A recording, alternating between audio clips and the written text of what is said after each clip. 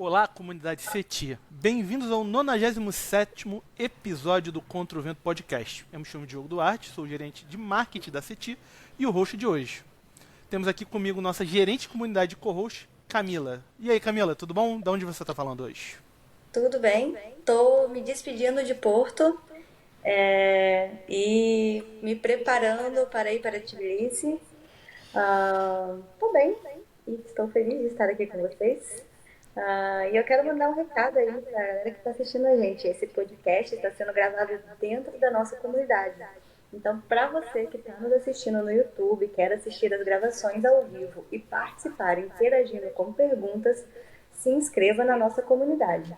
Além disso, também terá acesso a todos os nossos e-books e mais de $2.000 em descontos para todos os nossos serviços e produtos. Jabá feito, vamos à nossa convidada de hoje. Temos a honra de receber a Soraya Quirino. A Soraya é especialista em ensino de idiomas e imigração. Ela veio aqui compartilhar técnicas e práticas para aprender inglês e se preparar para exames de proficiência, essenciais para quem quer estudar ou trabalhar no exterior. Vamos também explorar como dominar o inglês pode abrir portas para novas oportunidades ao redor do mundo. Soraya, é um prazer tê-la aqui com a gente. Bem-vinda. Olá, Diogo. Olá, Camila. Olá, comunidade CETI. Estou muito feliz de estar aqui podendo conversar com vocês sobre um assunto que eu gosto tanto, que é o ensino e aprendizagem de idiomas. E, bem, eu sou do Rio de Janeiro. Queria me apresentar antes da gente começar nossa conversa. Eu sou carioca, da Gema, como vocês podem ver pelo meu sotaque. Mas eu também sou cidadã canadense. Eu imigrei para o Canadá em 2016 e virei cidadã lá. E hoje eu estou morando em Curitiba, dou aula de inglês há mais de 20 anos agora. Eu comecei a trabalhar como professora com 18.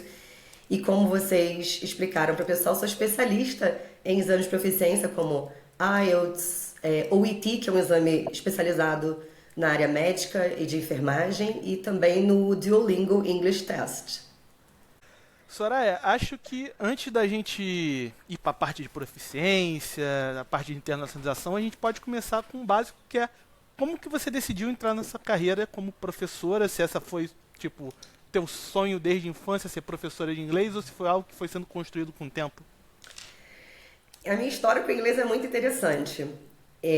Eu desde pequena tinha muito interesse em aprender idiomas, porque o meu avô, ele era um atleta paralímpico, ele jogava basquete de cadeira de rodas, então ele foi para as Olimpíadas de Munique nos anos 60, ele teve a oportunidade de jogar nos Estados Unidos, na Itália, na Inglaterra, e por algum motivo meu avô compartilhava muito dessas histórias comigo. Ele não costumava conversar disso muito com o resto da família, mas comigo ele gostava de compartilhar as histórias dele. E eu comecei, né, a falar assim, um dia eu quero ganhar o mundo também, um dia eu quero aprender idiomas e poder me comunicar com as pessoas. E eu sempre gostei muito de música também. Meu tio era muito roqueiro e eu vivia com os meus avós, eu fui criada pelos meus avós. Então eu gostava de Bon Jovi quando era criança, já Beatles, então eu tinha interesse em também tentar cantar as músicas. E foi aí que eu comecei a perturbar minha família para aprender o idioma. Mas a gente não tinha condições, né? Então eu comecei a correr atrás de uma bolsa de estudos de inglês. Por coincidência, nessa época que eu estava muito interessada, abri um cursinho, uma escola bem famosa no Rio, de inglês. E eu vivendo lá, pedi bolsa. Eles sempre diziam, não dá para dar mais do que 20, 30%. E a minha família nunca podia ficar com aquele valor ali. Até que um dia alguém olhou por mim, a coordenadora do curso, e falou assim, olha, todo ano você vem aqui, todo semestre você vem aqui, eu vou te dar uma bolsa de 80%, mas você tem que prometer que você vai tirar sempre acima de 8. E eu, como era uma boa aluna na escola, eu falei, moleza, né? E foi daí que eu comecei a estudar inglês com 12 anos de idade. E aí o meu interesse por aprender idiomas começou a crescer. Eu também estudei espanhol, estudei francês. E eu fiz um intercâmbio nos Estados Unidos, sobre o qual a gente provavelmente vai falar, porque é uma história muito importante e engraçada, né, na minha vida. E eu fui para os Estados Unidos com 18 anos de idade. E lá, quando eu voltei de lá, né, eu já estava dando aulas particulares para algumas crianças da minha rua, ajudando com escola. E aí, quando eu voltei, eu falei assim, não, eu quero ser professora de inglês. Mas, a princípio, o meu grande desejo era ser... Ai, meu Deus, eu tô com o nome em inglês na cabeça. Embaixadora, Diplomata? diplomata. O meu sonho era ser diplomata, e daí eu comecei a dar aula de inglês e me apaixonei tanto pelo ensino do idioma que eu falei assim, não, é isso que eu quero fazer na minha vida. E eu venho fazendo isso então há muitos anos, né? Vou fazer 41, então são o quê? 21, 22 anos aí dando aula. Caraca, é uma história Muito como legal. professora. Ó, aproveitando que você já tocou no assunto e para não matar nossa audiência de curiosidade, já podemos entrar então no assunto do seu intercâmbio para os Estados Unidos. A importância, com certeza a parte da vivência do inglês, que desde quando eu estudava inglês pequenininho, tem que ter vivência, tem que falar inglês, tem que estar sempre tentando se comunicar. Então, estando lá, Foi um divisor de águas assim na minha vida no geral, esse intercâmbio para os Estados Unidos. Eu queria muito, né, viajar. As professoras do meu curso haviam viajado e feito intercâmbio de work and travel por um ano e me contavam as histórias, mas era algo um pouco distante da minha realidade. Até que uma professora decidiu sentar comigo e falou assim: não, olha só, você pode ir pagando o intercâmbio até 36 vezes. Eu paguei em 36 vezes, minha família também não tem condições. E eu mandava o dinheiro de lá, eu fiz o financiamento para ir pro intercâmbio no último minuto assim, da viagem. Você só tem que ter um dinheiro para entrada. E na época esse dinheiro era $300 que tinha que dar de entrada para o intercâmbio. E a gente não tinha esse dinheiro, então a gente ficou 2 anos para guardar $300 na época para eu poder me matricular no intercâmbio e daí começar a participar de todo o processo e ir para os Estados Unidos, né? E aí teve alguns gastos que a gente não esperava em cima da hora, por exemplo, passagem, né, que não dava para incluir nesse parcelamento do programa, que a gente teve que pagar à vista, enfim. E acabou que quando eu fui para os Estados Unidos, eu tinha $7 no bolso. E a minha avó falou assim, né? Soraya, você guardou do dinheiro todo que a gente conseguiu, você guardou alguma coisa para o intercâmbio? Ah, sim, não, eu guardei os $400 que era obrigatório, porque o governo americano dizia assim, não, tem que entrar com $400, né? E é mentira, eu não tinha R$ 1 na vida, assim, $1 na vida, tinha esses $7 que tinha sobrado, assim, sem brincadeira. E eu nunca esqueço do momento que eu pisei nos Estados Unidos e aí o oficial de imigração começou a falar inglês comigo. Eu já falava inglês muito bem, porque também, como eu expliquei, eu já havia começado a dar aula. E eu tô lá desenrolando o meu inglês e de repente o oficial vira pra mim e fala assim: tá, e quanto você trouxe de dinheiro? Do nada, porque eles adoram fazer isso, né? Te pegar num pulo do gato ali. Eu 700, não saía. Na verdade era pra ter falado 400, mas veio o 7 na hora. Eu falei, tá, mas como é que é 700? E o cara falou 700, mas com uma cara assim. Eu vi na cara dele que ele sabia que eu tava mentindo. Ele tipo, 700, isso, 700. Ele, tá, vai embora. E daí eu já gastei meu dinheiro no aeroporto, porque enquanto eu esperava o pessoal do hotel onde eu ia trabalhar, né? Eu consegui emprego num hotel de housekeeper para esse programa de Work and Travel. Eu moraria em um dos quartos do hotel. E quando eu esperava esperava eles me buscar, eu vi um chocolate Hershey's, que era o meu sonho. Comi um chocolate Hershey's, assim, por causa da fábrica de chocolate, coisa e tal. E eu comprei um chocolate Hershey's e uma Coca-Cola e acabou meu dinheiro. E quando eu cheguei no hotel, eu falei, gente, eu não tenho dinheiro, eu preciso de adiantamento. Aí eles, como assim? Como é que a sua família deixou você vir sem dinheiro? Eu falei, não, minha família, eu menti pra eles. E aí eu fiz o meu intercâmbio nos Estados Unidos, né? Fiquei um ano lá, eu cheguei com $7 e consegui voltar com $12 mil na época, porque eu trabalhava, eu acabei conseguindo um outro emprego também, que era legal, eu podia trabalhar em até 2 empregos. E daí eu juntei esse dinheiro, voltei pro Brasil, mas antes de voltar pro Brasil tive uma temporada maravilhosa em Nova York, na casa dos pais de um amigo gringo meu, e foi lá que eu desenvolvi todo o meu inglês, assim. O meu inglês, pra quem conhece, é bem American, assim, quando eu viajei pra Inglaterra, todo mundo achava que eu era americana. Os americanos sabem que eu não sou americana, mas na Inglaterra, por exemplo, que é um outro sotaque, todo mundo achava que eu era americana.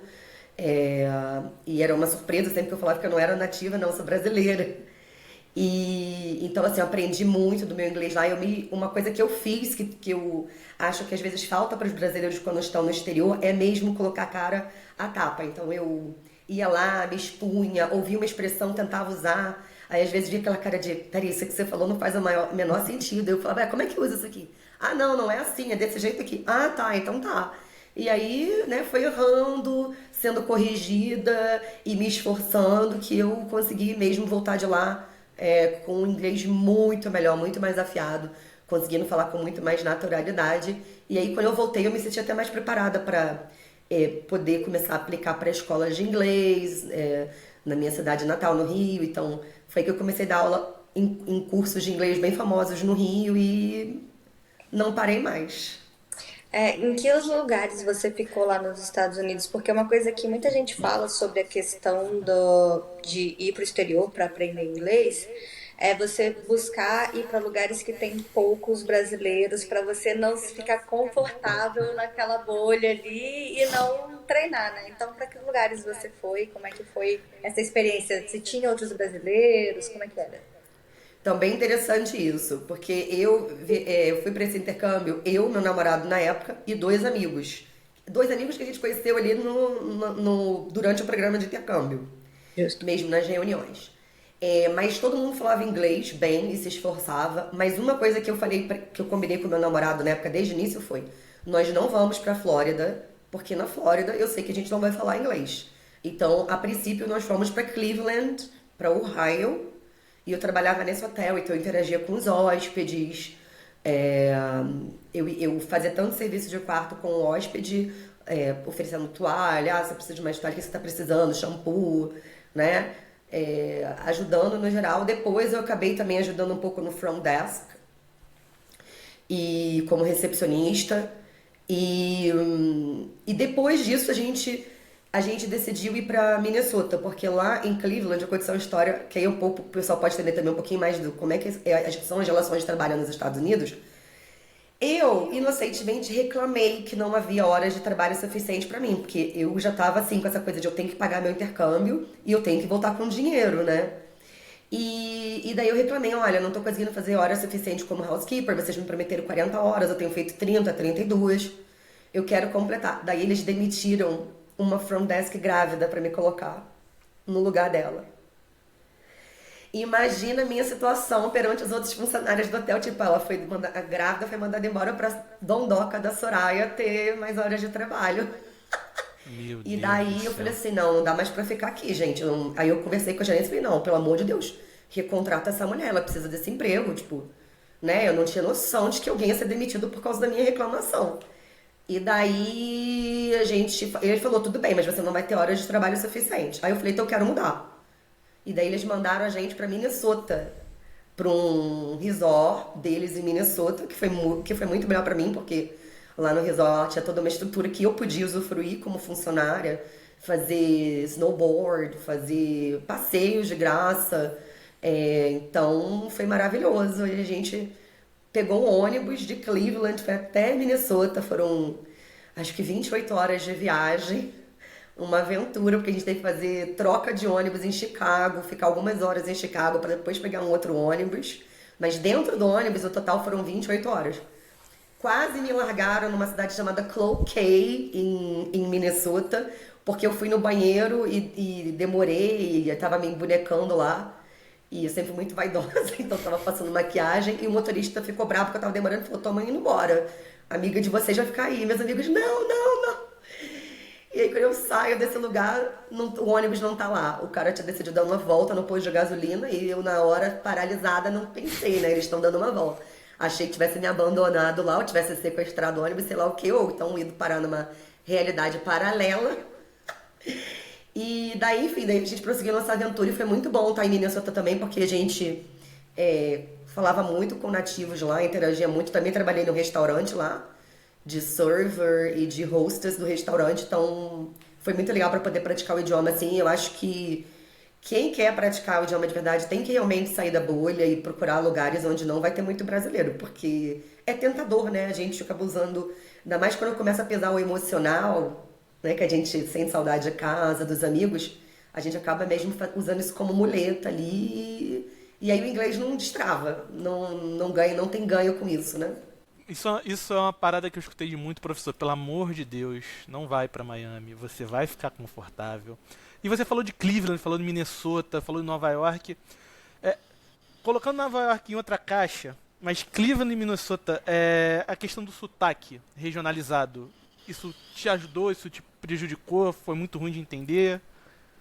Pra mim, não sei, pra mim na época eu acho que os sotaques mais difíceis são os sotaques do sul, né? O pessoal assim do Texas, o pessoal assim de New Orleans, Essa galera é bem difícil de entender, mas eu não tive muito problema com o sotaque de Cleveland, não. Eu achei assim, na época pra mim foi um pouco natural. Lá em Minnesota também. Dizem, né? Eu faz muito tempo que eu estive lá. Dizem que as pessoas de Minnesota no geral são muito parecidas com os canadenses, tanto em comportamento, isso eu até posso dizer um pouco que sim, quanto em sotaque. E os canadenses, assim, pelo menos a galera sem ser de Newfoundland, né, das áreas mais afastadas mesmo, tem um sotaque bem assim, tranquilo de entender. Agora, se você for pro sul dos Estados Unidos, aí é uma barra. Ou então, assim, bem ali pra Meiuca, né, pros lugares mais afastados, assim, não, eu não sei como é que seria, como é que teria sido. Mas em Cleveland, em Minnesota, eu achei tranquilo. Em Ohio, em Minnesota, eu achei tranquilo, sabe?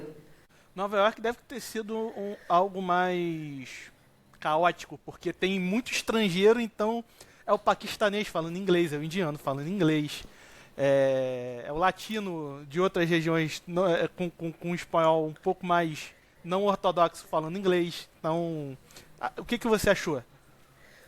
Olha, chegando em Nova York, pra mim foi tudo um susto muito grande, né? Porque, imagina, em Cleveland é uma cidade pequena, né? Comparada com Nova York e com muitas cidades do Brasil, inclusive. Aí fui em Minnesota, eu morei numa cidade que ficava 2 horas de Minneapolis, né? Chamada Lutsen. E era uma cidade pequena. Então, quando eu cheguei em Nova York, assim, foi um grande susto. Já saí do aeroporto, meu Deus, que caos! Eu nunca tinha ido pra São Paulo, né? Morava no subúrbio do Rio, então eu fiquei assim muito fascinada, muito assim, meu Deus, o que é isso, né? Um novo mundo. Por um lado, né, eu via muito Friends, eu absorvia muito entretenimento americano, então foi fácil entender as pessoas lá. Assim, no geral, os americanos, né? Eu fiquei na casa de dois americanos, pais de um amigo meu gringo no Rio. Mas realmente eu explorei muito Nova York, né? Eu fui pra Jackson Heights, tem muita gente da Índia, fui pra uma feira indiana lá, então foi um susto falar com aquelas pessoas, né? Porque é um inglês completamente diferente. Eu nunca esqueço de uma história do meu marido que o indiano virou pra ele e falou assim, door close. E ele queria dizer the door is closed. E ele ficou door close, door close, door close. E meu marido assim, tipo, o que você tá falando, cara? Door close, door close. E realmente aí, quando eu cheguei, comecei assim a explorar as áreas mais onde ficavam grupos de imigrantes lá em Nova York, aí foi um susto pra mim mesmo, ir pra Chinatown na época também, interagir com os chineses lá, mas eu sempre tentei assim me virar e perguntar de novo, ou também fazer aquele esforço pra tipo assim, peraí, o que essa pessoa tá falando? Eu acho que é isso aqui, e às vezes até arriscar, eu acho que assim, a gente tem que ser muito sem vergonha na hora de aprender o idioma. O adulto tem esse problema do bloqueio, por causa do medo do julgamento alheio e do próprio julgamento também. E aqui no Brasil, os cursos de inglês têm uma tradição muito grande com acurácia, né, com precisão na hora de falar, com gramática. Então, isso acaba criando na gente mesmo essa sensação de caramba, se eu não falar tudo perfeito, sabe, eu sou um fracasso no idioma. E não, né? Acho que é importante a gente se comunicar, a gente tentar se fazer entender, fazer um esforço para entender o outro. E isso é muito mais importante na hora de ir para fora. É claro que acho que gramática é importante, porque dá liberdade e independência para falar, mas se não sai certo, tem que sair de algum jeito. Tem errado, o importante é a gente se comunicar e, enfim, se virar ali na situação que a gente tiver. Essa história da acurácia que os cursos de inglês do Brasil exigem, e até o mercado de trabalho, o CLT mesmo exige que, tipo assim, não, você tem que ter um inglês fluente. E no final tu chega lá, tu não usa inglês pra nada. Tu lê uma coisinha aqui ou ali, você não conversa com ninguém. Me lembra de uma professora minha, de um famoso curso de inglês do Rio de Janeiro, contando que ela foi para... Acho que ela foi para os Estados Unidos também, não lembro exatamente de onde ela foi. Só que o inglês que a gente aprendia lá não era o inglês americano, para dar a dica de qual curso estamos falando. Ah, sim, eu trabalhei lá. Sei como é. E ela ficou na casa de uma americana e a filha dela, a filha da americana, chegava e falava: "Mom, she speaks like a book." Porque era muito formal. E era tudo muito certinho. Então, é algo que a gente vê também muito com o pessoal que trabalha com programação. especialmente programação, porque é o estereótipo do trabalho remoto. Que a galera, que o pessoal vem falar com a gente numa agonia, meu Deus, meu inglês não é tão bom, gente. Você está prestando serviço para um alemão, o inglês dele também não é essas coisas não. Fique tranquilo. Você se entendendo. Se o paquistanês indiano vai com inglês extremamente questionável na cara dura, por que você que é brasileiro não vai? Isso eu acho que é uma cultura muito brasileira, né, de exigir o tal do inglês correto, se é que existe um inglês correto, já que existem variações, né, sotaques e localismos diversos, né? Sim. Eu acho que assim, lá, eu que morei nos Estados Unidos, morei no Canadá, né? Já fui muitas vezes para os Estados Unidos como turista também. Eles já apreciam muito quando você fala inglês, assim. Eles sempre elogiam todo mundo.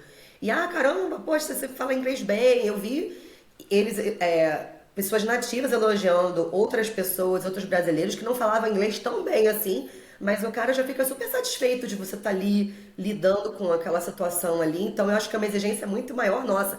E às vezes muito interna também, né?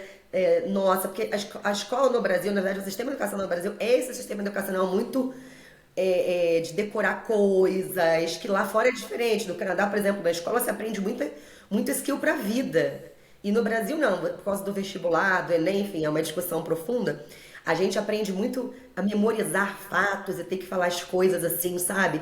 Tudo perfeitamente ali. E lá fora não é assim. Então eles já ficam muito felizes quando você fala o idioma deles. E eu, por exemplo, tenho um curso chamado Do Zero ao Mundo, que foi um curso que eu criei com a minha experiência de imigrante.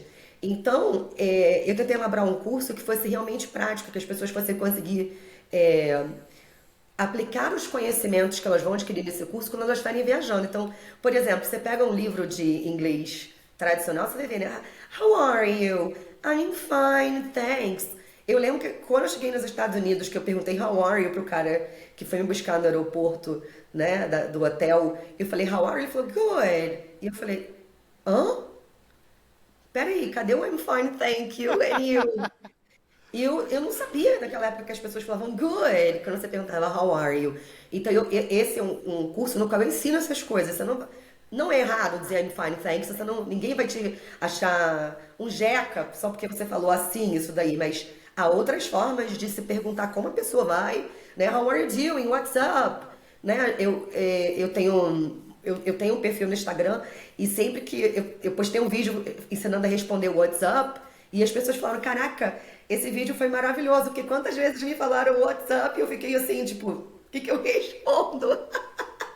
Então é isso, porque se você aprende esse inglês muito formalista dos livros tradicionais, você vai chegar lá fora, vai se virar, vai entender, mas não vai ter a mesma naturalidade, a mesma desenvoltura se você tivesse aprendido o que realmente acontece na vida real. Então eu criei esse curso pensando em imigrantes, pensando em pessoas que desejam trabalhar no exterior e não desejam passar por essa sensação de, meu Deus, ele não falou o que eu esperava, e agora o que eu faço?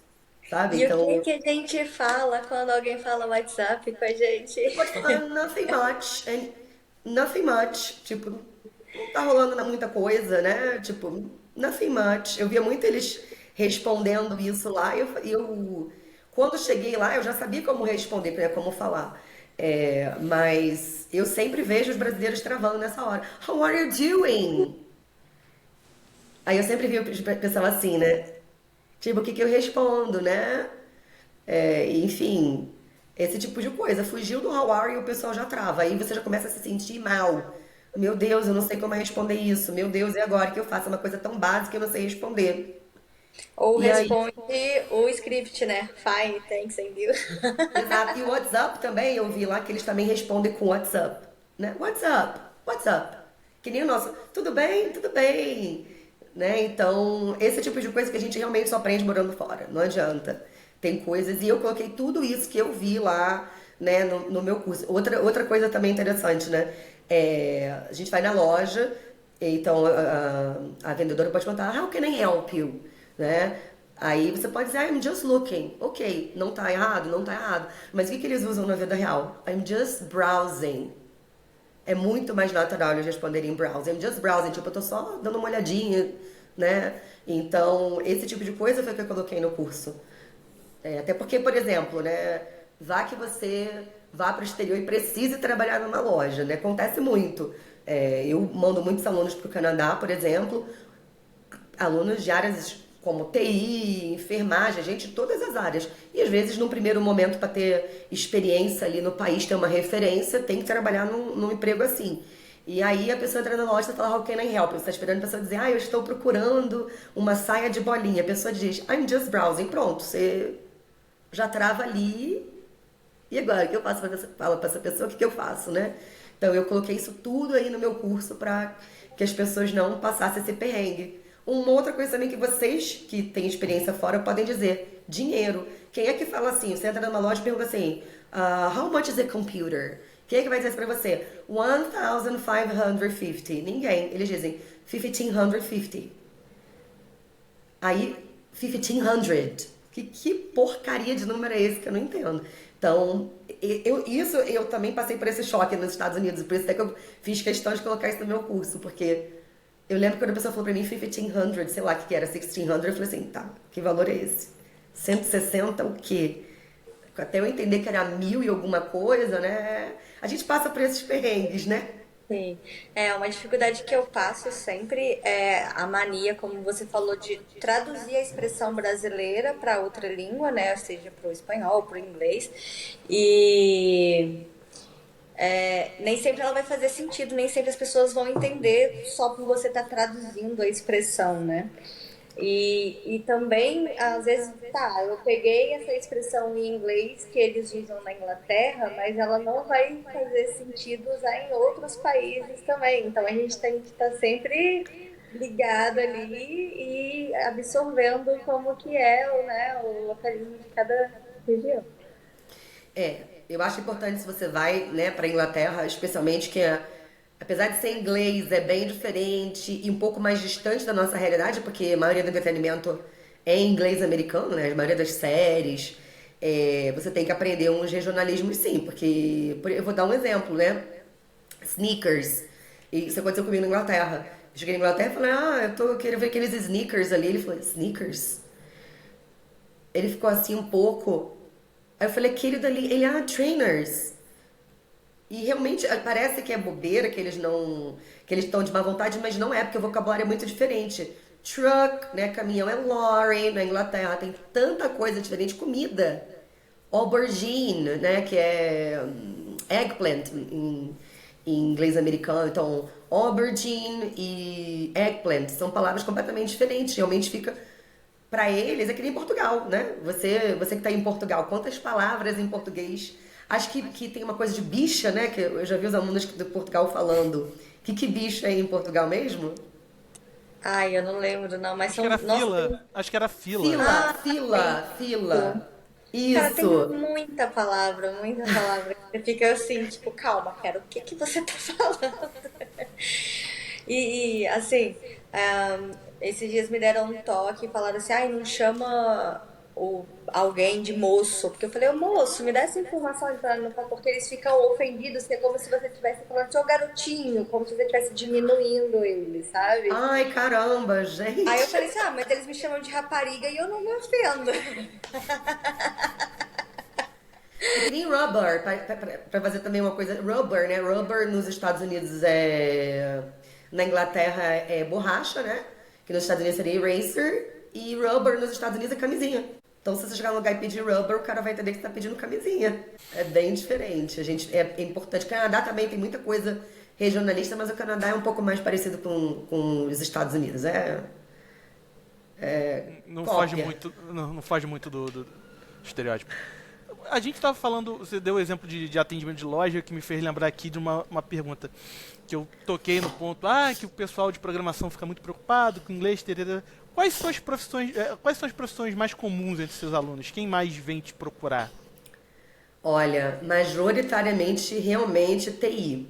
Muitos alunos da área de TI, de data analysis, né, coding, galera assim, software também, né, muita gente de TI. Eu acho que seria o público, assim, número 1.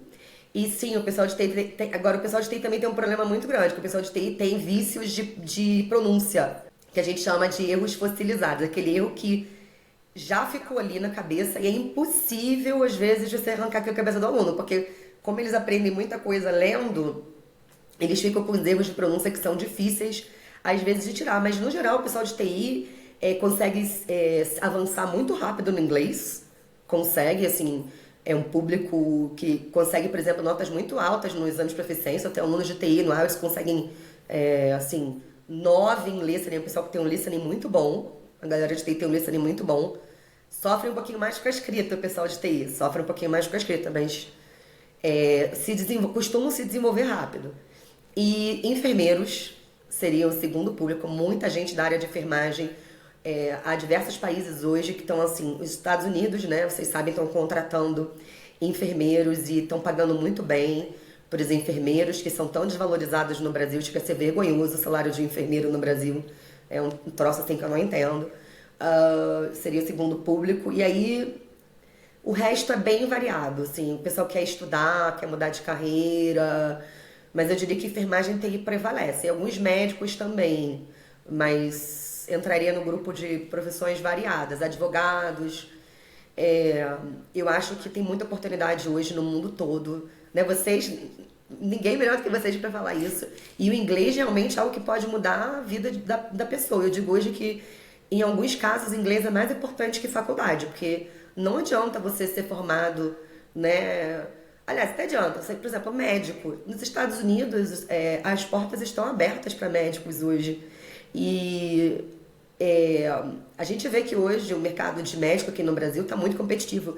E a gente, como está entrando mais fundo nessa área, descobriu que há 250 mil estudantes de medicina neste momento no Brasil. É muita gente. É muita gente. E como é que essa galera toda vai trabalhar aqui? Daqui a pouco os médicos vão estar cobrando quanto por uma consulta? E lá fora tem vaga. Na Inglaterra, nos Estados Unidos, na Austrália, tem tantos lugares do mundo que estão precisando de médicos sem inglês, mas sem inglês você vai, daqui a pouco, infelizmente, vai ter médico aqui cobrando, assim, muito pouco por uma consulta, porque 250 mil é muita coisa. E eu fiquei sabendo que as universidades foram encorajadas pelo próprio Ministério da Educação a abrir cursos de medicina. Houve um incentivo muito grande por causa da questão da pandemia, mas o mercado não vai ser capaz de absorver esse povo todo. Então eu acho que o inglês hoje assim é realmente um skill assim muito importante para quem quer ganhar o mundo, para quem quer ganhar em dólar, né? Vamos falar que ganhar em dólar é um outro patamar, ganhar em euro, ganhar em dólar, ganhar em pounds, né? É um outro patamar, gente, porque nossa moeda é fraca e pelo que a gente está vendo aí, eu não quero entrar muito em política, mas pelo que a gente está vendo que está acontecendo, a situação vai piorar, né? Então, Sim. invista no inglês. Você quer viajar, quer ganhar o mundo, quer virar nômade digital, invista no inglês. E você mencionou os estudantes de medicina, o diploma de medicina brasileiro ele é muito valorizado lá fora, né? Que é um diploma, assim, é um curso muito rígido e então tem muito valor lá fora também. Então você chegar com um diploma de, né, um médico formado no Brasil, você consegue boas coisas lá fora, né? Sim, eu conheço, inclusive, eu tenho um aluno, inclusive, também está trabalhando de médica em Portugal. Gente, tem muitas possibilidades para pessoas de todas as profissões, mas eu acho que para a galera de TI, né, como eu estava falando, eu tenho alunos que estão na Holanda, Bélgica, Rússia. Eu tenho aluno programador no Japão, no mundo todo, gente, é uma loucura. Austrália, Canadá, Estados Unidos é assim, ó. Mas eu tenho um aluno na França também, que eu consigo lembrar agora de cabeça, um na França. E conheço pessoas no mundo todo, assim, que de TI, gente, as portas estão assim, muito abertas, né? Tem que saber inglês. Tem que saber inglês. Além de brasileiro, que outras nacionalidades você tem, assim? Qual seria a tua segunda nacionalidade? Portugueses. Portugueses? Ora, Portugueses. Os portugueses me encontram muito pelo YouTube. Sempre que vem um português, a gente já sabe que a resposta é tipo, por onde você conheceu o Teacher Soraya, né? Pelo YouTube. E também a gente tem chilenos, temos alunos chilenos, venezuelanos. Chilenos, venezuelanos, são esses, assim, de estrangeiros mesmo. Já tive uma aluna mexicana também. Porque os meus cursos são todos os cursos preparatórios, por exemplo, meu curso para IELTS, ele é todo em inglês.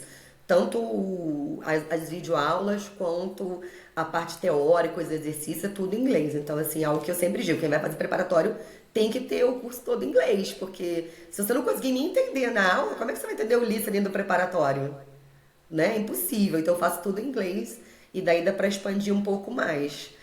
Contudo, eu preciso ser sincera que eu, assim, não expando o meu conteúdo para inglês ainda, mas agora eu vou começar a produzir inglês também, porque tem um mercado grande de chineses, indianos aí que dá para explorar.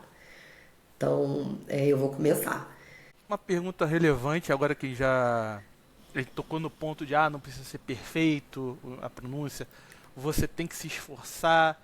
O que seria para você as 3 coisas, ou até mais, tipo assim, tá, isso aqui é o que você tem que fazer. O que você não tem que fazer se você tá nessa corrida para ter uma proficiência boa em inglês? Quais são os erros que você vê mais? Olha, o principal erro é não ter constância. Os alunos acham que assim, estudando 5 horas no sábado, eles vão conseguir, só no sábado, eles vão conseguir aprender o idioma super fácil, porque afinal são 5 horas no sábado estudando inglês. Né? Eu sempre digo, é muito melhor que você tire 1 hora, 45 minutos, todo dia, e tenha contato com o idioma todo dia um pouquinho, estude todo dia um pouquinho, do que sentar um dia e aprender. Primeiro porque a questão da retenção, né? Ainda mais assim, quanto mais velha a gente fica, mais difícil fica de reter qualquer conteúdo. Mas o idioma fica pior ainda, por uma questão mesmo de estrutura cerebral. A parte do nosso cérebro que é responsável por aprender a fala, a comunicação, o idioma, ela vai atrofiando conforme a gente vai ficando mais velho. Depois de 12 anos de idade, a gente tem uma caída grande aí dessa neuroplasticidade, e depois dos 20 isso desaba. E depois vai só desabando. Então, realmente tem essa questão, digamos assim, fisiológica, né? Então, é melhor que... A gente não vai conseguir absorver tudo. Você não vai conseguir absorver nem 20% que você aprender nessas 5 horas. Então, é melhor que você estude um pouquinho todo dia do que deixe. Então, isso é um grande erro que os alunos fazem, principalmente o adulto, né? Porque às vezes a gente tá naquela correria ali do dia a dia, não. Sábado, domingo eu vou estar em casa de boa, eu vou estudar. Não é bom fazer isso. É melhor que você estude um pouquinho cada dia. O que vocês podem fazer todo dia? Ouvir podcasts, tem podcasts especializados no ensino do idioma da BBC. BBC tem um site especializado, né? Ensino de vários idiomas, não só do inglês, mas tem a BBC Learn English, tem do British Council também, um site maravilhoso. Tem o 5 Minutes English. Tem o meu canal no YouTube. Tem vários canais de vários professores no YouTube também para aprender, tanto professores brasileiros quanto professores gringos. Que mais? Lê notícia, gente, lê notícia diariamente, assim, Tá aí um outro erro, os alunos não leem o suficiente. O que você consegue ler, você pegar um livro, né, em inglês, não precisa nem ser um livro... Às vezes, realmente, um livro escrito para o público geral. Existem livros chamados Graded Readers, que são escritos para aprendizes de inglês. Então, o que você consegue reter de conhecimento lendo em 1 hora, o que você consegue ter de conteúdo ali em 1 hora, é muito quando você lê. Então, é muito importante para você ver vocabulário usado em contexto, gramática usada em contexto, aprender. Também, claro, deve ser algo interessante do seu gosto, por que não? Algum assunto que você goste, algum tipo de literatura que você goste, sei lá, gosta de ver filmes de terror, né? Pega um graded reader do Alan Poe, pega um livro da Agatha Christie, se você gosta de mistério. Então, graded readers tem para todos os gostos. E claro, se você já tem um nível de inglês mais avançado, pode ler um livro mesmo feito para o público geral. Então, um outro erro é não ler. O brasileiro, infelizmente, não tem o hábito da leitura. É algo que eu tô sempre falando com os meus alunos, assim, leiam mais, leiam mais. E um terceiro erro é não estudar gramática, né? Hoje a gente vê, assim, que todo mundo quer uma solução muito rápida para os problemas. E aí estudar gramática é chato, para a maioria, gente, é chato. Eu malho, assim, quase todo dia eu malho. Eu acho um porre ter que ir pra academia. Quando eu tô lá, eu tô feliz. Mas eu sofro antes de, não quero ir. Mas tenho que ir, entendeu? Eu tenho que ir. A mesma coisa com a gramática. Tem que aprender, porque se você... Tem muitos cursos que se propõem a ficar ensinando frases prontas para os alunos. usarem. Mas daí você não tem dependência. Se você já quer criar uma coisa do zero, aí quando você for pro exterior, que você tiver que fazer uma coisa, falar uma coisa do zero, e aí, o que eu faço? Cadê a frase que eu decorei? Não vai ter. Então a gramática, ela é para te dar independência, para você falar, você formar a frase que você quiser. Então eu acho que esse é um erro muito grande que os alunos cometem de não estudar gramática. E isso pode ser algo feito de forma leve também, um pouco a cada dia, sabe? Tentar, pensar assim, para que serve esse tópico gramatical aqui? Vamos aprender a, sei lá, dar recomendações e conselhos em inglês. Vamos aprender a fazer apresentações profissionais. Eu tenho essa abordagem assim, sabe? Vamos aprender a fazer apresentações em inglês. E aí você vai ver a função da gramática para depois aprender a forma. Porque se você vai estudar assim, vou aprender o present perfect, vou aprender a usar modal verbs. Pô, que saco! Né? Você não entende para que serve aquilo ali. Mas não, peraí. Eu vou aprender a dar sugestões e recomendações numa reunião de trabalho. Eu vou aprender a fazer uma apresentação de trabalho. Aí a gramática vai aparecer ali. E aí você tem que pegar aquilo ali e usar como fonte de estudo. Não o contrário. Você pegar o livro de gramática e ficar ali fazendo exercício é um porre só, né? Você tem que entender para que você está usando. Então isso é algo também que que eu faço questão de trazer nos meus cursos. Porque senão fica muito chato e sem propósito. Que eu acho que desse curso que você falou foi assim que você aprendeu, né? Sim. Simple present, present perfect, mas você não aprendeu. Tá, mas o que eu vou fazer com essa bodega aqui? Foram anos estudando inglês. Começa com. Acho que eu comecei com a mesma idade que você, 12, 13 anos, alguma coisa assim. E marbo, velho. Cheguei a fazer um teste de proficiência, que agora não me recordo o nome. Mas tem toda aquele modelo formulaico, bem ensino brasileiro, de pegar e estudar tudo direitinho e lembrar. A parte da gramática que você estava falando me lembrou de uma brincadeira, né? Ah, você tá reclamando de estudar gramática em inglês, pô. Se tu aguenta do português, tem que estudar bem na do inglês. Não tem Nossa, é muito mais fácil. Não tem uma conjunção subordinada, adverbial, aquela maluquice toda do português. É muito mais simples. Sim, só a conjugação de verbos, né? Que não é um verbo para cada pessoa, como no inglês, como no português, como no francês. Isso daí já facilita muito. No passado, né? Passado de make é made para todo mundo, né? I made, he made, she made, it made, we made. Não tem uma conjugação para cada pessoa. Então, com certeza, assim, a gramática do inglês é um ponto facilitador para aprender o idioma. Por outro lado, temos a questão da pronúncia, né? A pronúncia, o inglês é uma língua que vem de muitas origens, é, e tem muita irregularidade de pronúncia. Então, isso é uma coisa que os brasileiros sofrem com a pronúncia, porque não tem muita regra. No português, a gente geralmente fala todas as letras, todas as sílabas bonitinho. Em inglês, a gente come um monte de coisa, né? Então, é, às vezes, por exemplo, o GH, eu sempre dou esse exemplo. Eu fiz um vídeo que bombou no Instagram que foi falando do GH, tough, né? GH em tough tem som de F. Although, ele não aparece. Ele não aparece aí, né? Through também não aparece. Deixa eu ver. Throughout também não aparece. Aí tinha. Mas foi mais ou menos isso aí. O som do F, do tough, e o som do although, no qual o GH não aparece. Então, tem vários outros exemplos, né? Steak, o som do EA em steak tem som de E, né? Steak, E, na verdade. E em cheap tem som de I. Então, não há uma regularidade na pronúncia do inglês e por isso que os brasileiros sofrem muito, né? Pagam esses micos de falar bitch, quando quer falar beach, e por aí vai. Né? E, gente, eles mesmos não ligam pra isso. Quem liga é a gente, tá? Eles ouvem bitch, I went to the beach, eles sabem que você falou que você tá indo que você foi pra praia. Uhum. Eu vi uma sketchzinha de humor esses dias, brincando com isso mesmo, que era um professor de inglês explicando para um estrangeiro, então a gente tem a regra, quando é um E seguido de um E, a pronúncia é assim, aí ele repete.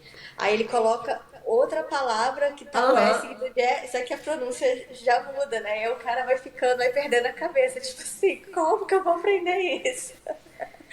Eu vi um desse, aquele ruivinho inglês, esse Esse daí. mesmo. Esse professor Ruivinho, ele é muito engraçado. Eu vi esse vídeo também e é isso aí. O grande problema do inglês é a pronúncia, por isso que a gente sofre tanto na pronúncia. Eu acho, né, gente, que assim, claro que quando você chega com uma fluência boa no inglês, com uma pronúncia boa, pô, é maravilhoso. Você vai conseguir ser, óbvio, abrir mais portas, contudo. Eu acho que a carência de mercado em algumas áreas hoje, no mundo todo, tá tão grande que, assim, eu às vezes até vejo brasileiros indo pra fora, tendo boas oportunidades e acabando pegando survival jobs porque não confiam no inglês. E eu tenho um aluno que ele é da área de contabilidade, né? E ele foi um dos que falou assim, não, eu vou tentar porque eu já tenho. Eu sei que meu inglês ainda precisa melhorar muito, coisa e tal, mas eu vou tentar. E ele conseguiu. Sim, ele não conseguiu, assim, umas 3 vagas de emprego diferente, entendeu? Porque tem carência em algumas áreas e eles querem. Você sabe fazer, você sabe entender o que eu tô te falando. Você sabe comunicar o que você tá fazendo, vambora. Sabe? Porque... E o pessoal às vezes se sabota por causa disso. Não vou tentar porque meu inglês não é perfeito. O não você já tem, vai lá. Tenta depois, durante o processo, você vai melhorando. Por que não? Sim, eu tenho muitos amigos na área de TI que estavam muito inseguros e eu fiquei ali, ó, em cima deles e falei, cara, é isso que você falou, não, você já tem, vai lá e tenta. E assim, eles perderam o medo ali, tentaram e hoje estão todos trabalhando para fora. Não abriram mão, é claro, de estar fazendo um curso para aperfeiçoar o inglês deles, até porque para você subir na carreira e quem sabe virar um tech lead, né, uma posição de Exato. chefia, vai exigir obviamente um inglês melhor, mas para ele entrar no mercado ali deu certo. Então eu acho que é, inclusive, agora eles podem pagar o curso de inglês que eles não podiam estar pagando antes, entendeu? Então é importante perder esse medinho e meter a cara. Exato. Eu acho que assim, quanto melhor foi o que você explicou, quanto melhor o seu nível de inglês, mais longe você vai. Com certeza, para conseguir uma posição de chefia, né, uma posição de gerência, você vai precisar ter um inglês melhor. Não perfeito, também as pessoas têm que entender isso. Não precisa ter inglês perfeito. O meu marido trabalhou na Amazon, no setor de TI, no Canadá. E assim, o meu marido conseguiu o primeiro emprego dele no Canadá já direto na Amazon, que é um feito. Porque para o mercado de trabalho lá eles exigem muito a tal da experiência canadense, que é um primeiro emprego ali mais de base, como eu expliquei, survival, para você poder ter uma referência de quem... Eles terem uma referência de quem você é. E meu marido já conseguiu direto na Amazon. E um fator realmente que foi um diferencial foi porque meu marido fala inglês muito bem. Então, agora o chefe do meu marido era indiano. E ele era gerente lá na Amazon e tinha aquele inglês bem ruim, assim. Não, não era o pior, sabe? Não era aquele indiano que você não entende nada, mas ele fazia umas confusões ali que meu marido às vezes falava, cara, você sabe que meu... Não lembro o nome dele, até nem vou falar, mas enfim. Mas ele falou, você sabe que meu chefe falou hoje pra mim. Meu chefe falou isso, ele tava tentando dizer isso aqui. Eu falei, ai, não acredito, Rodrigo. Então, eu acho que o brasileiro tem que parar de se sabotar e tem que parar também com essa história de querer aprender inglês em 3 meses, gente. Ninguém vai aprender inglês em 3 meses. Quer ver uma coisa que eu acho um absurdo? Ainda mais assim, que eu estudei letras, né? Então, e fora isso eu continuo sempre me atualizando. Uma coisa que eu acho absurda é essa história de não, você vai aprender inglês como uma criança. Aí eu vejo pessoas explicando assim, mas a criança não aprende ouvindo, escutando, interagindo, você também vai aprender assim. E conheço muita gente que foi pra fora com essa esperança. E não adianta, gente. Algumas pessoas são abençoadas, assim, eu diria. Tem 1% da humanidade que é abençoado, que vai chegar no lugar e vai pegar com facilidade? Vai. Isso é 1% da humanidade. Você não pode contar que você vai ser esse 1%, tá? Não pode. Você tá contando com a sorte extrema. É tipo ganhar na Mega Sena. Então, assim, a gente não vai aprender como criança, não vai aprender apenas interagindo, escutando e falando, porque, novamente, a questão da neuroplasticidade. O nosso cérebro, quando a gente é criança, ele está, assim, em pleno desenvolvimento, ele está querendo, vamos dizer assim, aprender a língua por uma questão até de sobrevivência, né? Você tem que aprender a falar para poder se comunicar, para poder se engajar, fazer parte da sociedade. Então, há uma série de estruturas nossas, inclusive o aparelho fonético mesmo, a musculatura da nossa boca, que está ali, sabe, louca para começar a trabalhar, para começar a falar. O nosso cérebro tem muita plasticidade quando a gente é criança, então ele consegue ser modificado de forma muito rápida. A parte do cérebro responsável pelo aprendizado de idiomas ali está trabalhando a todo vapor para que isso aconteça. E como eu falei, depois dos 12 anos, essa porta já se fecha e conforme a gente vai envelhecendo, essa nossa habilidade de aprender idioma vai ficando cada vez mais defasada, vai ficando cada vez pior. Então, quem contar pra você que você vai aprender idioma como criança, você já risca da sua lista de professor. Olha, gostei desses 4 professores aqui, esse aqui falou que eu vou aprender, esquece isso, porque isso é impossível. Por uma questão mesmo biológica, entendeu? Não tem como. Você vai aprender inglês realmente estudando, se expondo ao idioma, a exposição é muito importante. E muita gente acha que só dá pra aprender inglês morando fora. Claro que morar fora, você tá, né, ali com tudo, com a faca e o queijo na mão, pra você se desenvolver. Mas só isso também não basta. Conheço muito brasileiro que mora no exterior há 10 anos e não fala inglês bem. Não fala inglês muito mal e alguns nem falam.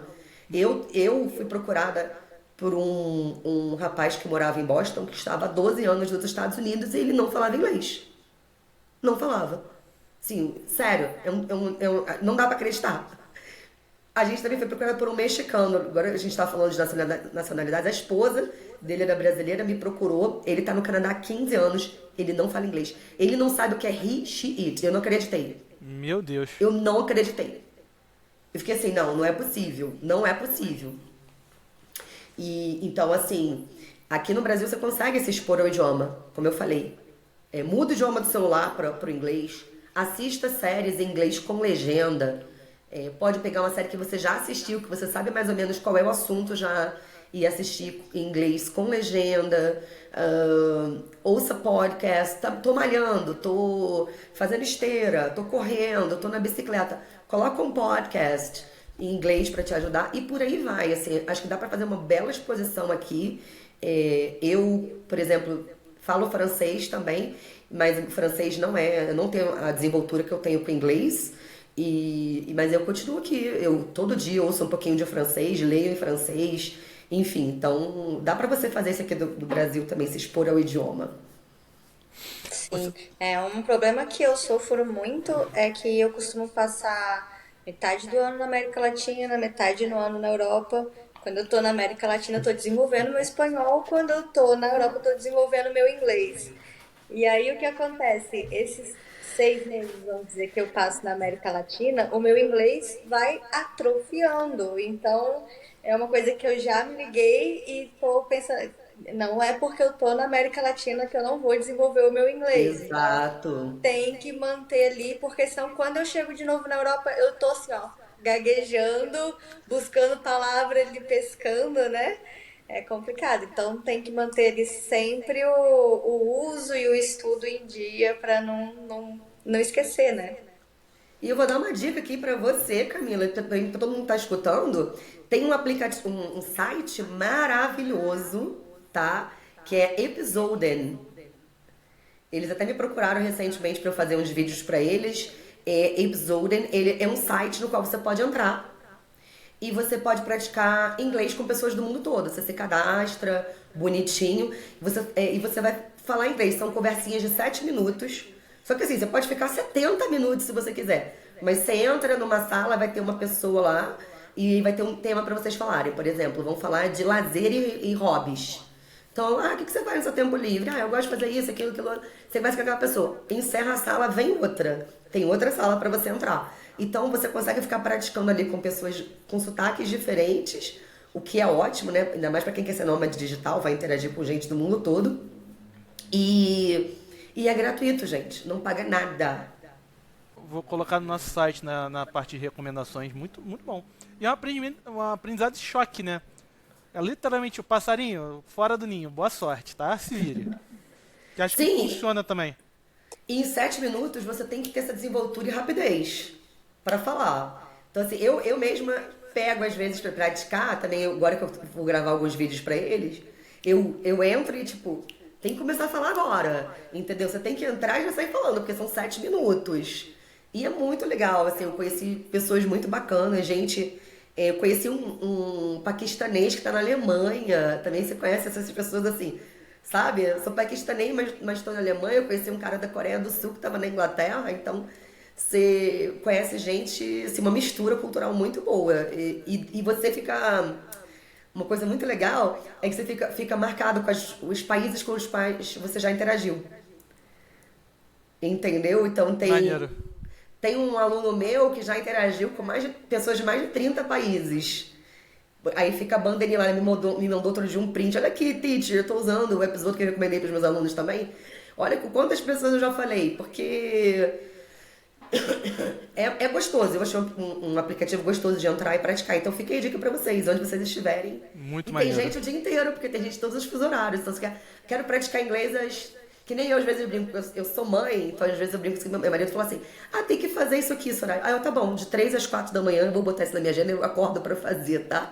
Então, mas quem quiser praticar de 3 às 4, gente, de 2 da manhã às 3, entendeu? É isso aí, tem gente lá o tempo todo, porque é gente do mundo todo mesmo, Japão. Então eu recomendo essa ferramenta demais. Maneiro. Muito massa. Soraya, voltando numa informação que você deu lá no início do episódio, 56 minutos atrás, você falou que você é cidadã canadense, só que você está morando em Curitiba. Você se desiludiu com o Canadá? Vamos falar sobre esse assunto, né? Depois que eu voltei dos Estados Unidos, foi muito difícil a minha adaptação no Rio de Janeiro. Eu voltei, eu tive inclusive a oportunidade de ficar nos Estados Unidos, mas eu voltei porque eu sentia muita saudade da minha família. Eu sou muito apegada à minha avó, fui criada pelos meus avós, então eu voltei, eu tava muito mal, assim, falei, não, preciso voltar pra casa. Voltei. Só que no primeiro mês foi aquela alegria, né? Ai, tô de volta, tomando guaraná, comendo comida mineira, comendo comida baiana, nananã. Depois de um mês eu comecei a falar assim, meu Deus, o que eu fiz da minha vida? O que eu fiz da minha vida? Por que eu voltei? Nananã. Aí tá. Aí eu sempre fiquei com isso na cabeça. Não, eu quero morar fora, eu quero morar fora, eu quero morar fora. Eu conheci meu marido. E o meu marido também queria morar fora. Meu marido é engenheiro.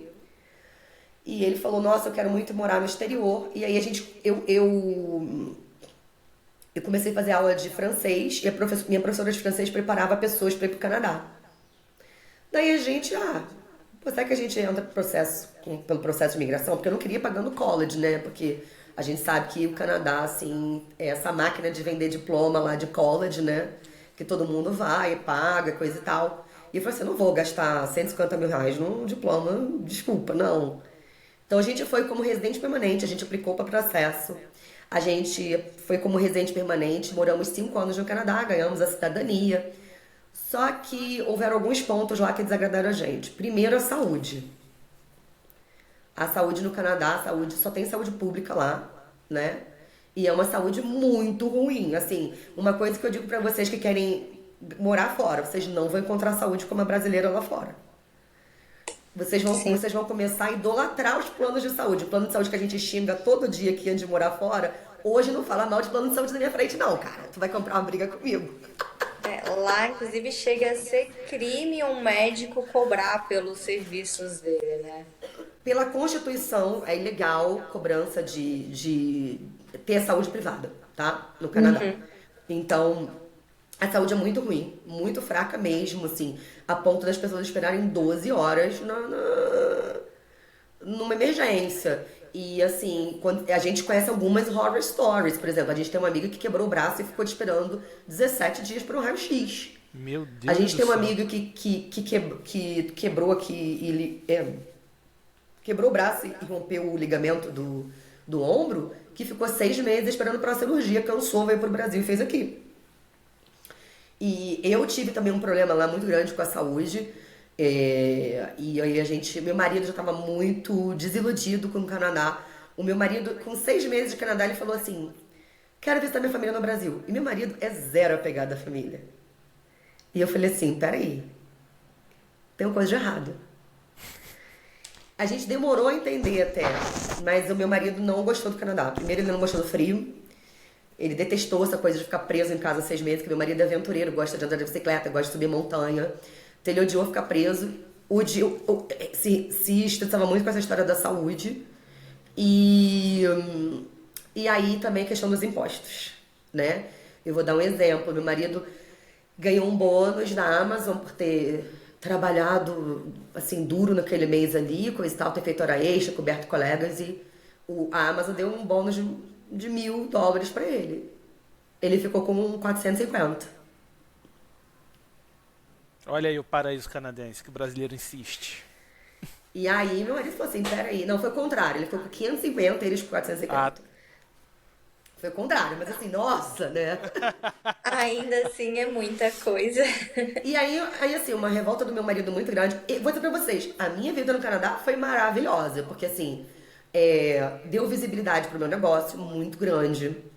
Porque eu também virei um exemplo do sonho das pessoas, né? Eu virei a personificação do sonho das pessoas. Olha, ela conseguiu, ela tá lá. Então isso tem um peso muito grande no serviço que eu ofereço, tá? Tanto que eu sabia que o Universo do Brasil, a coisa, né? O meu público, por exemplo, eu parei de crescer no Instagram. O meu Instagram não cresce na mesma proporção que crescia lá, tá? Só que assim, a minha vida foi muito boa, mas eram realmente os impostos que a gente pagava era altíssimo, assim, era uma coisa absurda. E o retorno pra gente naquele momento não tava bom. Porque, por exemplo, a gente não tinha filho, né? Quem tem filho bota na escola pública. As escolas públicas lá são boas. Isso aí, o que eu posso falar mal de saúde do Canadá, eu vou falar da educação, né? No geral, a educação lá é boa. Meu marido estudou TI lá, inclusive fez um curso de TI lá de 2 anos e meio e ele amou, assim, foi algo que, nossa, eu como professor, eu via assim, a metodologia dos cursos e falava, caraca, que coisa incrível. Mas o meu marido se revoltava com o seguinte, putz, eu pago isso tudo de imposto pro governo bancar galera viciada em droga, bancar galera que não quer trabalhar, sabe? Porque assim, o sistema no Canadá é assim, moradia subsidiada, né, para as pessoas, auxílio, Bolsa Família, veja bem, eu não sou contra esse tipo de coisa, mas quando vira algo que é um pilar de sustentação para o governo se manter no poder, que é o que acontece no Canadá, é complicado. E aí você que trabalha duro tem que bancar essa galera. Entendeu? Então meu marido fica. Meu marido, aí eu tô dizendo do meu marido, vai ter gente que não vai se incomodar com isso. Meu marido ficava pé da vida, por exemplo. Meu marido odiava a história dos shooting rooms. Que não sei se vocês sabem o que é isso, vocês sabem? não, não, Não? não. São salinhas seguras para injetar droga. Ah, sim, sim. São chamadas de shooting rooms. Então tem uma salinha E é lá com uma público, né? público, com uma enfermeira. Aí meu marido falou assim, pô, por exemplo, como eu falei pra vocês, tem problema com saúde, eu perdi um bebê e fui tratada que nem um lixo lá, que nem um lixo. Aí meu marido falou, pô, não tinha um procedimento decente pra minha mulher que perdeu um bebê que ela queria fazer e vagabundo tá indo no shooting room usar droga e ainda tem uma enfermeira lá. Caso ele tenha uma overdose, caso ele não saiba injetar, a enfermeira vai orientar. Por favor, né, gente? Assim, essas coisas, meu marido ficava. Toda vez que ele descobria uma bomba dessa, porque são muitas, ajuda financeira não, fentanil. Fentanil está sendo distribuído agora para quem tem vício em droga gratuitamente. Mas eu precisava de um remédio de asma e tinha que pagar uma porcentagem dele. Então, assim, o meu marido começou a ficar muito irritado com isso. Falava, cara, eu tô trabalhando para te dar vagabundo. Tô pagando, sabe, 40 e poucos por cento de imposto em cima do meu salário para chutar essa galera. E aí meu marido começou a ficar com muita raiva, muita raiva. Aí acrescentou a questão do inverno, que ele já odiava, o trabalho, a ética de trabalho canadense é muito diferente da nossa. Aliás, a ética de trabalho das pessoas do primeiro mundo são muito diferentes da nossa, né, pessoal? Sim. É porque varia muito de país para país, né?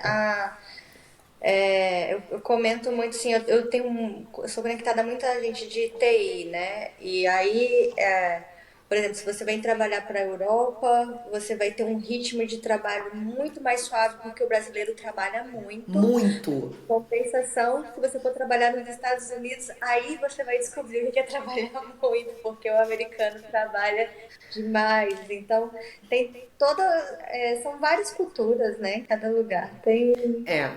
O Canadá é mais parecido com a Europa, né? O canadense, assim, ele entra no trabalho, o que é legal por um lado, sabe? Eu acho, assim, que é muito bom você saber que você vai ter tempo pra família.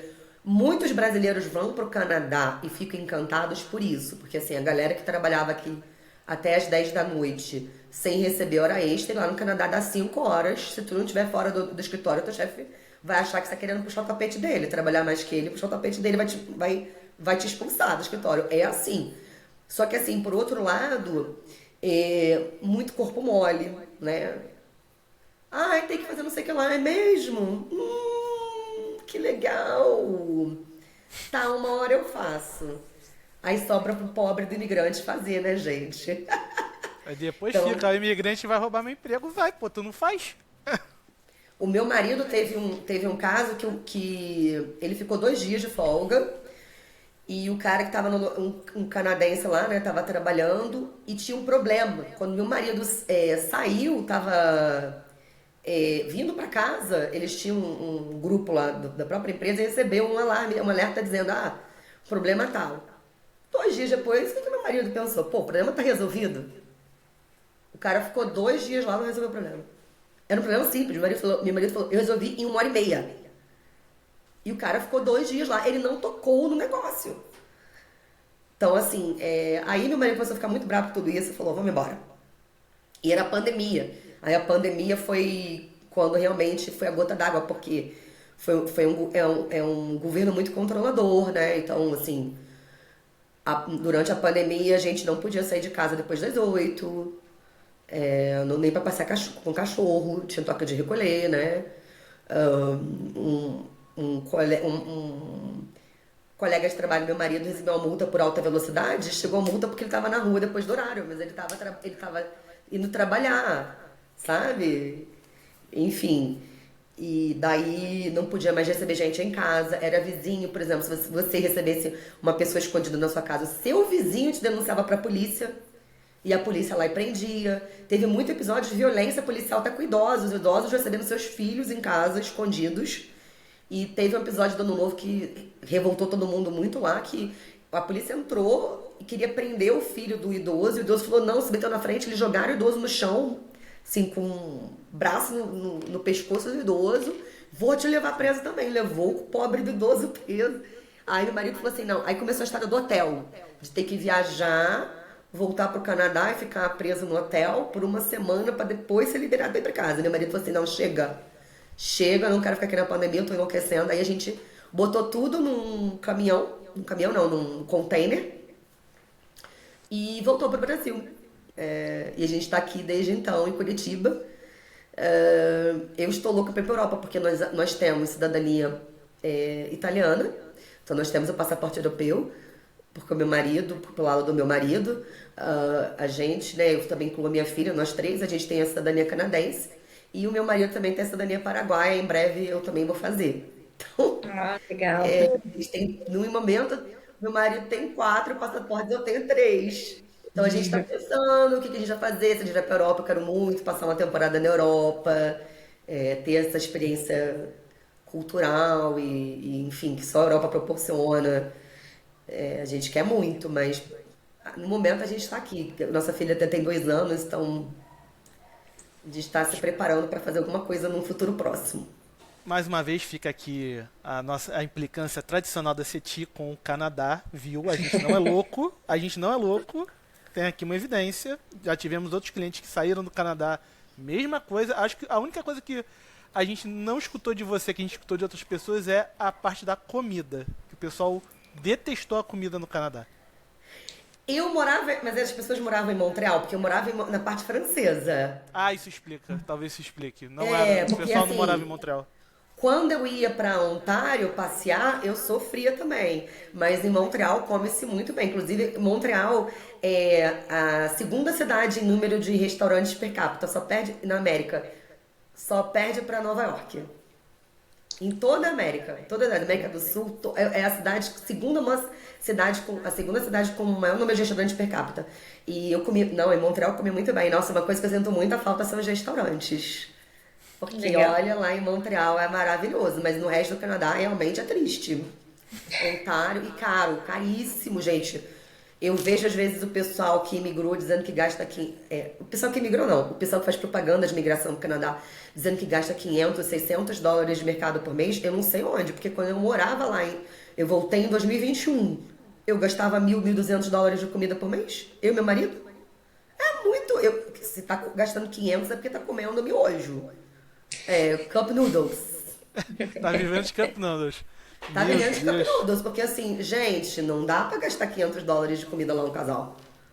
Não dá mesmo. Ainda mais agora. Eu estive no Canadá em setembro do ano passado. Gasolina cara.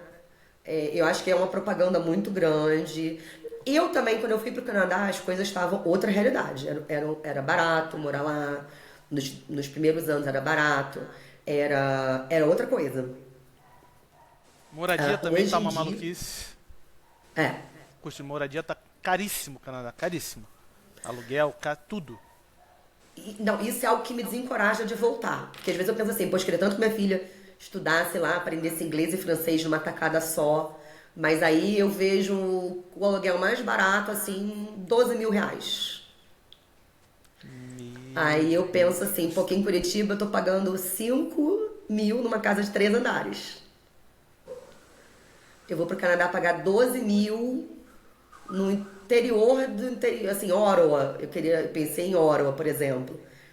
Afastado do centro, também que eu também não gosto de morar perto do centro, mas, né, para quem gosta, morar no centro, 2.500 dólares é um apartamento. Xuxalento. E aí, 2.500 uma casa bem afastada do centro. Então, a situação no Canadá não é essa maravilha que o pessoal conta na internet, não. Hoje, já foi muito boa. Hoje não tá nada fácil, não. Eu sinceramente, assim, hoje não tô com coragem de voltar pro Canadá. Nem sei se volto.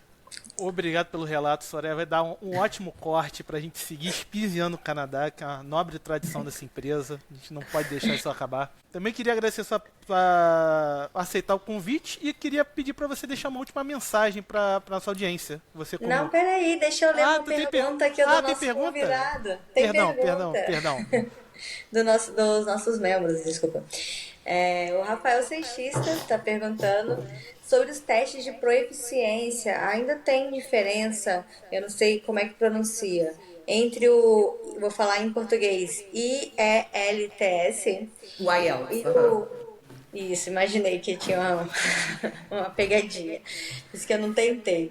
E o Duolingo English Test, ou a pessoa pode escolher conforme é conveniente? Então, eu ia pedir isso, pra antes da gente encerrar, a gente falar um pouquinho dos exames de proficiência, né? Vamos primeiro falar uma coisa. Apesar de exame de proficiência não ser requisito para vaga de emprego em muitos países, eu acho que você ter um exame de proficiência que comprove o seu nível e você colocar isso no LinkedIn, te coloca já num outro nível de competição, tá? Muita gente me procura com esse propósito. Então, recentemente teve um rapaz que falou que quer ir para Holanda, e eu tenho alguns alunos e amigos, inclusive, na Holanda, e ele falou, eu quero ir pra Holanda, eu tô de olho em umas vagas de emprego na Holanda, mas eu quero fazer o IELTS pra deixar isso lá no meu LinkedIn. Eu falei pra ele, excelente, excelente, mandou bem, já tá começando certo. Então eu até ajudei ele com a tradução do LinkedIn dele, fiz tudo isso pra ele, coisa e tal. Ajudei ele a preparar CV, cover letter também. E aí ele fez o IELTS, né, conseguiu média 7,5, colocou lá e ele já conseguiu vaga de emprego. E ele já conseguiu começar a trabalhar daqui. Ele vai pra lá, vai com tudo pago, inclusive, vai ter acho que 3 meses de aluguel pago lá, mas ele já conseguiu começar a trabalhar daqui, e também na área de TI, óbvio, né, gente? E realmente você tem o nível de inglês B2, porque tem nota tal no IELTS, o cara já fala assim, pô, ele realmente sabe falar inglês. Né? Não é mentira, ele não me mandou esse currículo aqui bonitinho porque ele, sei lá, traduziu no chat GPT. Não, o cara fala inglês. Então isso é um diferencial muito grande. Agora, em relação aos exames de proficiência, o IELTS, né, assim, é um exame que tem mais seriedade. Ele é um exame que tem tradição no mercado, então com certeza a empresa vai, se você tiver que escolher para esse motivo entre o IELTS e o DT, eu recomendaria o IELTS. Ele vai trazer muito mais peso para o seu currículo, muito mais seriedade. Agora, o Duolingo English Test, ele é só usado pode ser usado para esse propósito também de você atestar o seu nível de inglês, mas ele também é usado para admissão em college. O IELTS em instituições de ensino, mestrado, doutorado ou college. O IELTS, ele tem o IELTS Academic, que pode ser usado para o mesmo propósito, admissão em uma instituição de ensino, e tem o IELTS General. Por exemplo, no Canadá, você tem a opção de fazer o PTE, o IELTS ou o CELPIP para comprovar exame para imigração. Nada mais. Para os Estados Unidos, se você vai, por exemplo, validar um diploma de enfermagem, o Duolingo English Test não vale, tem que ser o IELTS. Ou o OET, em alguns casos. Ou o TOEFL também. Então, são exames muito diferentes. O Duolingo English Test é um exame mais apropriado para quem tem um nível de inglês mais baixo, ou para quem tem aquele nível de inglês bem quem tem aquele inglês bem broken, tá? Agora, porque o IELTS ele exige uma acurácia realmente muito grande, tá? Mas ao mesmo tempo ele é um exame que é levado muito a sério. Não é à toa que é o exame, assim, que é hoje o mais requisitado em todo mundo, tá? Em todo mundo, inclusive em instituições em países que não falam língua inglesa, né? Por exemplo, eu tenho uma aluna que foi para um MBA na Bélgica, ela precisou comprovar que o MBA seria em inglês. Então, na Alemanha, também tem instituições que ensinam inglês que vão exigir o IELTS, e em todo mundo. Tá? Na Itália tem uma escola de moda, eu preparei uma aluna chamada Eloá para uma escola de moda, um MBA em moda, que teve que comprovar o nível de inglês com IELTS. Então, o Duolingo English Test, eu acho que ele é um exame do futuro, um exame de proficiência do futuro. Eu também preparo para ele, eu tenho curso para ele, mas ele ainda está assim, né, engatinhando, menos instituições que aceitam, mas ele está sendo cada vez mais aceito, e eu diria hoje que as nossas vendas, 80% Duolingo. A gente vende Duolingo todo dia. Curso para Duolingo todo dia. Curso para IELTS, não. Mas para Duolingo English Test todo dia tem alguém procurando e comprando. Então, aí depende do seu propósito, Rafael, né? Depende do seu propósito. Mas eu recomendo para todos vocês que estão escutando, que querem morar no exterior, façam o exame de proficiência, coloquem isso no currículo de vocês, no LinkedIn de vocês, que vai dar outra visibilidade.